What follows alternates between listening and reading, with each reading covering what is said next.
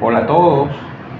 En la clase anterior, en el video anterior, que fue la primera clase, el primer eh, video, la primera parte del tema de las expectativas que estamos viendo como tema introductorio a este curso intermedio de macroeconomía, bueno, vimos el concepto de expectativa, fue lo primero que vimos, el concepto vulgar y el concepto técnico. También hicimos un repaso de la bibliografía que usaremos en el curso y introdujimos la forma, digamos, más sencilla de modelar matemáticamente las expectativas en economía, que es a través de las denominadas expectativas ingenuas o estáticas. Habíamos visto con un ejercicio de simulación numérica que esa forma de expectativas, a pesar de ser muy sencilla, de tener ese atractivo, ¿verdad?, tiene el inconveniente de que supone que el agente económico tiene una racionalidad muy limitada y que el proceso de aprendizaje en su formación de expectativas es bastante lento. Entonces, para tratar de superar esas limitaciones de las expectativas ingenuas o estáticas, vamos a presentar en esta ocasión dos formas alternativas que fueron surgiendo progresivamente en el tiempo de modelar las expectativas. La primera que veremos son las expectativas extrapolativas y luego pasaremos a las expectativas adaptativas o adaptables. ¿Qué son las expectativas extrapolativas? Bueno, en un intento por superar la ingenuidad extrema de las expectativas estáticas o ingenuas, como ya vimos en la clase anterior, bueno, tiene una cantidad de inconvenientes, ¿verdad? Entre ellos ese lento proceso de aprendizaje o esa racionalidad limitada que suponen del agente económico, lo cual es indeseable. Alan Metzler, un economista de los Estados Unidos, en 1941 escribió un paper donde sugirió una forma alterna de modelar a las expectativas, ¿verdad? Y fue el que introdujo la idea de las expectativas extrapolativas. Ese documento de investigación de Alan Metzler de 1941 está en la carpeta de la bibliografía básica del tema 1, que está vinculada, ¿verdad?, acá abajo. Siempre la dejo en cada video vinculada a la bibliografía y está allí ese paper de Metzler si lo quieres revisar. ¿Okay?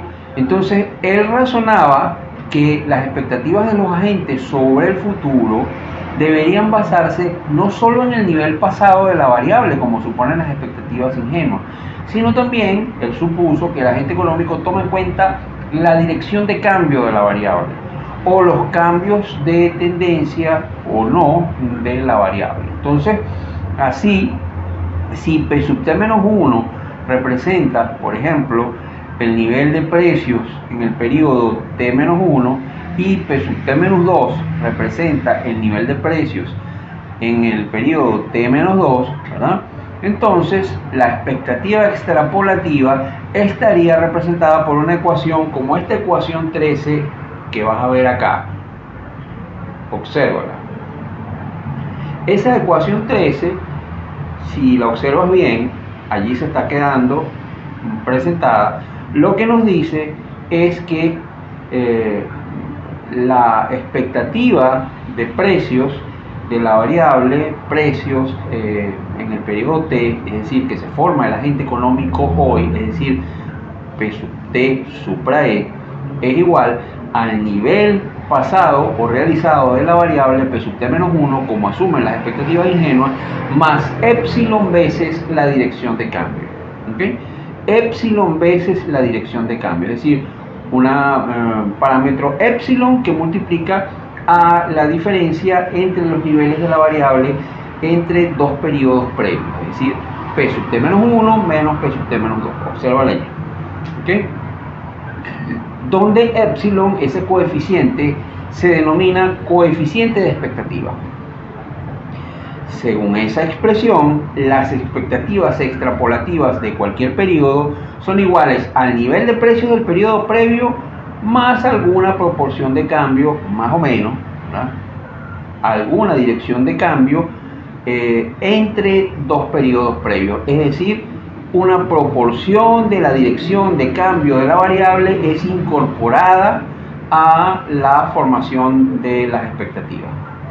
¿Okay? Por supuesto, si epsilon es positivo, si epsilon es mayor que 0, lo que se espera es que la tendencia pasada prevalezca o continúe, mientras que si epsilon es negativo o tiene un valor menor que 0, lo que se espera es que la tendencia pasada de la variable se revierta.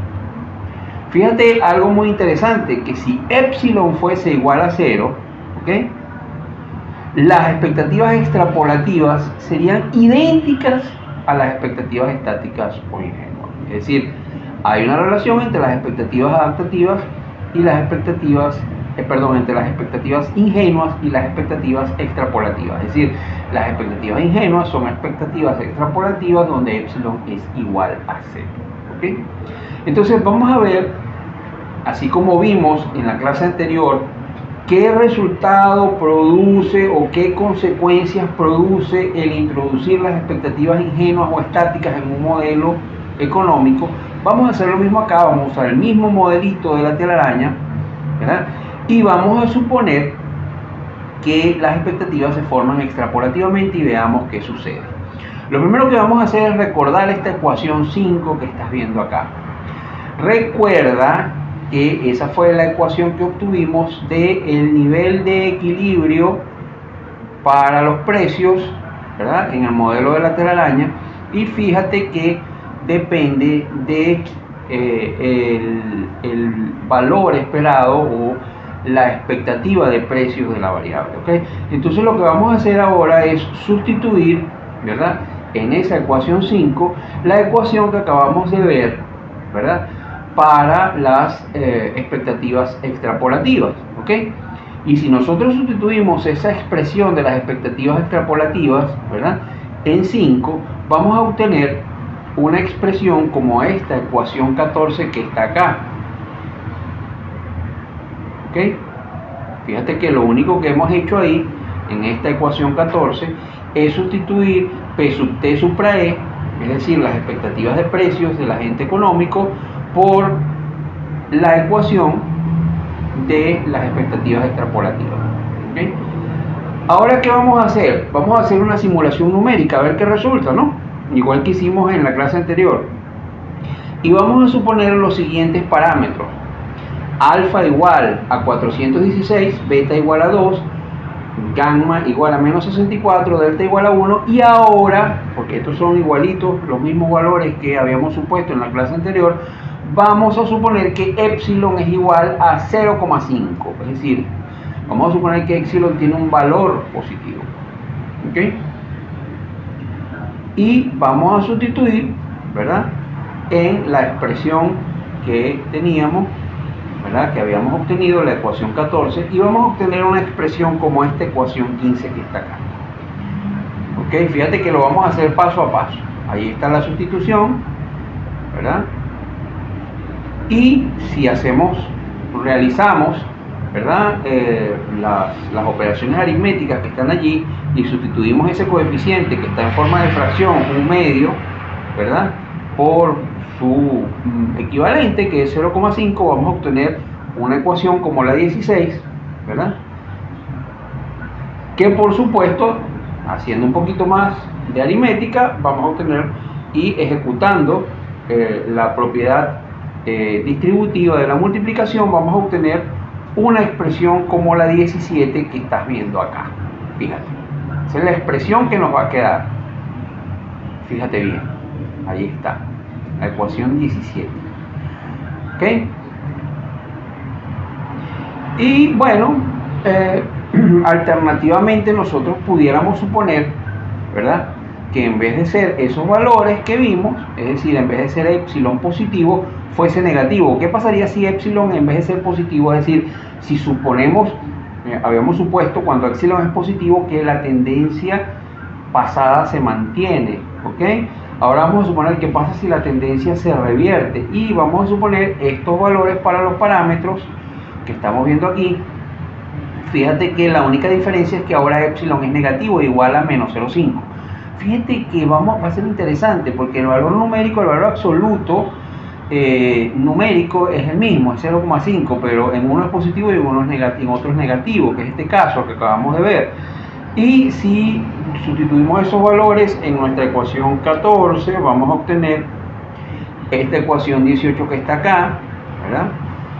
Que igual si hacemos las cuentas, lo que vamos a ver es que nos va a dar esta ecuación como la 19 que está acá, esa ecuación 19 que tenemos allí, ¿ok? Entonces fíjate tú lo que vamos a hacer. Vamos a graficar las ecuaciones que hemos obtenido tanto para epsilon igual a 0,5 como para epsilon igual a menos 0,5. Vamos a graficarlas, ¿okay? Y ver qué pasa en cada caso. Y aquí vamos a ver el gráfico cuando epsilon es igual a 0,5. Fíjate bien, lo vamos a dejar allí un momento. Fíjate lo que sucede, ¿no? Fíjate que y hemos graficado ya, igual que en la clase anterior, esa línea roja punteada en 160, que es el nivel de equilibrio de largo plazo de la variable, ¿verdad? O el nivel de equilibrio bajo previsión perfecta, que es el verdadero nivel de equilibrio en ese mercado. Esa línea roja punteada que está allí, ¿verdad? Que ya sabemos de dónde sale. Si no recuerdas, tienes que ver el video de la clase anterior, del primer video del tema 1, donde, bueno, lo que hicimos fue suponer previsión perfecta y deducir ese valor, es decir, suponer que las expectativas no juegan ningún papel y que los agentes económicos tienen previsión perfecta, ¿ok? Entonces fíjate cómo bajo epsilon igual a 0,5, es decir, suponiendo que el coeficiente de expectativas extrapolativas es positivo, es decir, que la tendencia se mantiene o prevalece, como el agente económico nunca llega a acertar. Tú puedes seguir haciendo esa simulación y lo que vas a obtener es una solución oscilante donde el equilibrio nunca se alcanza, nunca, ¿okay? Entonces, bueno, ese es un grave problema, porque nos indica que si suponemos que las expectativas son extrapolativas y que epsilon es positivo, es decir, que la tendencia prevalece de la variable, el agente económico bajo esos supuestos nunca va a acertar, ¿okay?, el verdadero valor de la variable, nunca va a aprender. Entonces eso es problemático, voy dejando por allí. Y fíjate ahora, vamos a poner alternativamente el gráfico cuando epsilon es igual a negativo, es igual a menos 0,5, ¿okay? Y nos da un resultado, ¿verdad?, similar al que habíamos obtenido con las expectativas ingenuas, pero aquí la convergencia al nivel de equilibrio de largo plazo es más rápida, ¿okay?, si epsilon es igual a menos 0,5 o si es igual a negativo. Es decir, si suponemos que la tendencia se revierte, las expectativas extrapolativas nos producen un resultado más satisfactorio, más realista, ¿verdad? Suponen que el agente económico aprende más rápido de sus errores y los incorpora y logra una convergencia, bueno, más rápida que bajo expectativas ingenuas a los niveles de equilibrio de largo plazo de la variable, ¿okay?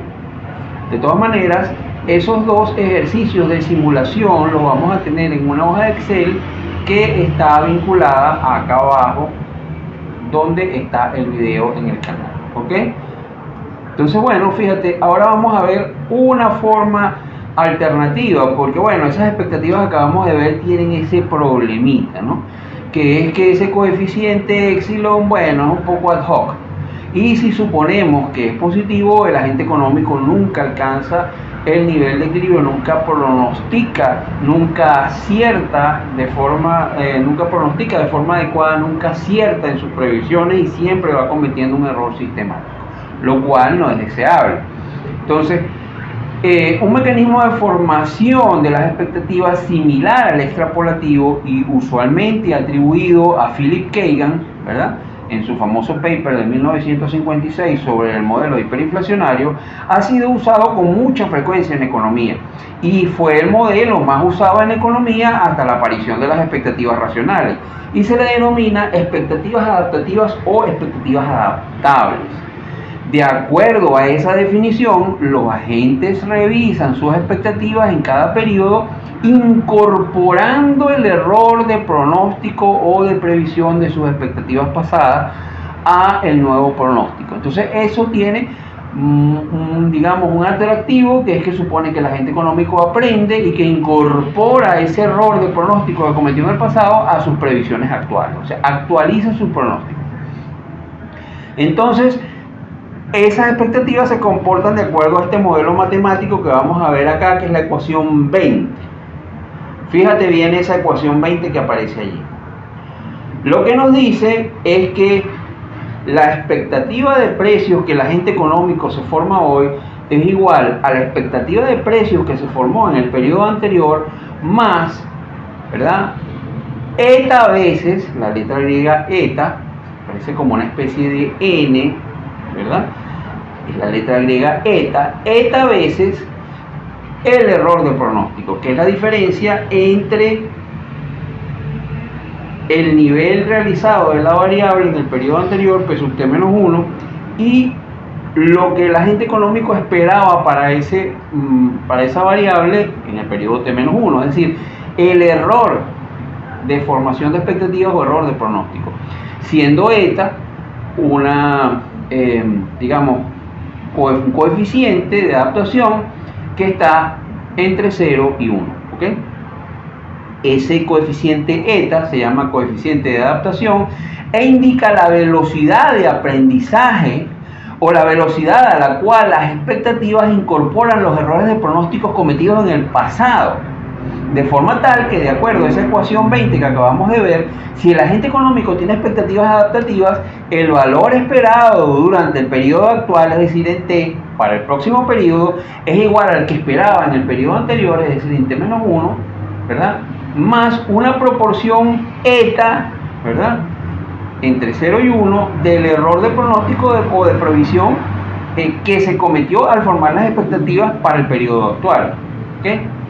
En algunos textos vas a encontrar alternativamente esa expresión como presentada bajo la siguiente forma, es decir, bajo esta ecuación 21 que está acá. Fíjate que la única diferencia con la anterior que acabamos de ver es que aquí está iterada un periodo, es decir, en vez de decir que las expectativas se forman en t, es decir, hoy, ¿verdad? Estamos suponiendo aquí que el nivel esperado de la variable es el que está en t más 1, ¿ok? Pero bueno, básicamente es lo mismo. Nota cómo las expectativas ingenuas o estáticas que vimos en el primer video son solo una forma particular o especial de las expectativas adaptativas. ¿Okay? Supongamos que eta es igual a 1. Si eta es igual a 1, entonces obtenemos una expresión como esta 22 que está acá, ¿verdad? Donde básicamente se incorpora todo el error de pronóstico, ¿verdad?, a el proceso de formación de las expectativas, y fundamentalmente aquí lo que tenemos es que las expectativas adaptativas son exactamente igual a las expectativas ingenuas, ¿ok? ¿Cuál es el atractivo de las expectativas adaptativas? Bueno, que hasta la introducción de las expectativas racionales, esas expectativas de tipo adaptativo eran la forma más común, como en los libros de texto, y todavía lo es en los manuales básicos de macroeconomía, es la forma más común como se suelen modelar las expectativas. Hay una cosa que es que en los manuales tradicionales de macroeconomía se llama las expectativas ingenuas como expectativas adaptables. Es decir, se confunden ambos términos cuando no son exactamente iguales, ¿no? Obviamente las expectativas adaptables y las expectativas ingenuas son intercambiables entre sí si suponemos que el coeficiente de adaptación es igual a 1, ¿ok? Pero en otro caso no, ¿ok? Aparte de todo lo anterior, ¿verdad? Hay una cantidad de virtudes que tiene esa manera de modelar a las expectativas. Primero, es fácil incorporarla dentro de los modelos empíricos o econométricos, ¿ok? Segundo, estimados empíricos del coeficiente de adaptación eta se pueden obtener estadísticamente, ¿verdad? Y son fáciles de obtener, ¿ok? Adicionalmente, ¿verdad?, esa manera de comportarse formar las expectativas adaptativamente, luce bastante atractiva y tiene un buen desempeño en ambientes donde hay cierta estabilidad, ¿ok? Y durante mucho tiempo, cuando el mundo fue un mundo un poco más estable que es ahora, ¿verdad? Parecía ser relativamente bueno el desempeño empírico de las expectativas adaptativas, ¿ok? Porque bueno, cuando hay un cambio gradual o el entorno macroeconómico es más o menos estable, estas expectativas se comportan bastante bien, ¿ok? Así que bueno, ¿cuáles son los problemas que tenemos con las expectativas de tipo adaptativo? ¿Ok? Bueno, a pesar de su atractivo, no obstante su atractivo, esas expectativas tienen varios problemas asociados a su uso.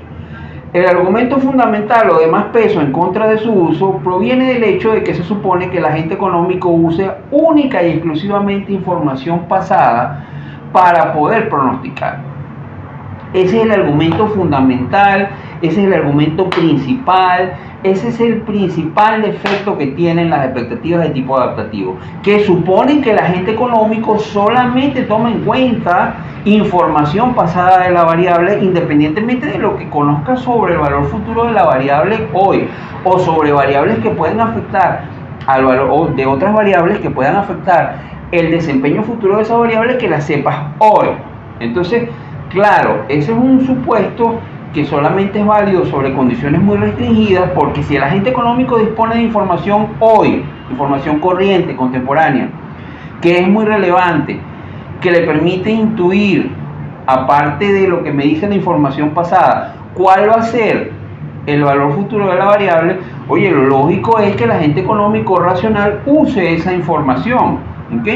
Porque bueno, un agente económico racional optimiza el uso de recursos y la información es un recurso adicional. Entonces no es lógico, no es racional suponer que el agente económico hoy tiene una pieza de información que le permite inferir hoy cuál va a ser el valor futuro de la variable y no la use, sino que siga mirando nada más hacia atrás o hacia el pasado.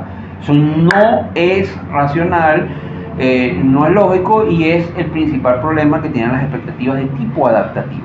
¿Okay? ¿Cómo funcionan las expectativas adaptativas en un modelo macroeconómico? Bueno, para ilustrar el efecto que ese tipo de expectativas tienen, vamos a usar ahora un modelo macroeconómico. Vamos a cambiar de marco analítico, no vamos a usar el modelito de la telaraña, sino que vamos a usar un modelo macroeconómico muy sencillo. Vamos a ver a continuación. Lo primero que vamos a suponer es que tenemos una economía donde el nivel de precios de la variable está dado por esta ecuación 23 que vas a ver aquí. Fíjate que esa ecuación lo que me dice es que el nivel de precios en esa economía es 2 veces mu sub t, siendo mu sub t el nivel de la oferta monetaria en esa economía. ¿Okay? Entonces vamos a suponer que ese es el nivel de precios en esa economía. Vamos a suponer ahora una ecuación como la 24, donde el Banco Central determina la oferta monetaria mu sub t, que estaba en la ecuación 23, mira esta ecuación 24, mediante esta regla de política monetaria. ¿Ok? Esa es la regla de política monetaria bajo la cual vamos a suponer que el Banco Central cambia la oferta monetaria en esa economía. ¿Ok? Vamos a suponer eso. Fíjate esta ecuación 24 que está acá. ¿Ok? Y vamos a suponer que todos los agentes económicos en dicha economía conocen esa regla, creen en su funcionamiento. Y asumiendo que los agentes económicos tienen expectativas adaptativas, y vamos a suponer un valor para el coeficiente de adaptación, digamos que eta es igual a 0,5. Entonces, si nosotros sustituimos, ¿verdad?